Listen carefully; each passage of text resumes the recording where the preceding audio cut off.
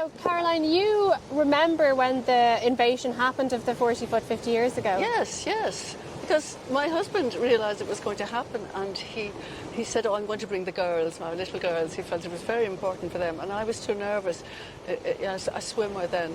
So he brought the two little girls in, Elaine and Edwina, and Edwina is in one of the photographs, the movie of the time. Yeah. Well, he felt it was important that if this was something happening for women, so he carried my younger daughter in because she was only 3, and apparently on the way in, someone said to her, "Are you male or female?" And she said, "I don't know."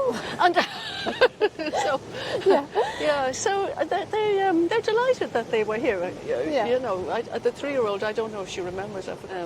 You just came in and had a swim. You didn't sit around. Because people went round to sit at the wall in Sandycove, where it was sunny and pleasant. Yeah. But there were always men at the gate who I knew them all.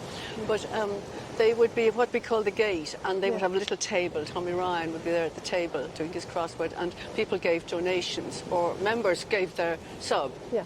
But that was always just at the entrance. And then a few years ago, it was taken over by the Rathdown County Council. And so that's gone now, the whole business of the table and the donations. Well, there's always water here. A good deep water for swimming.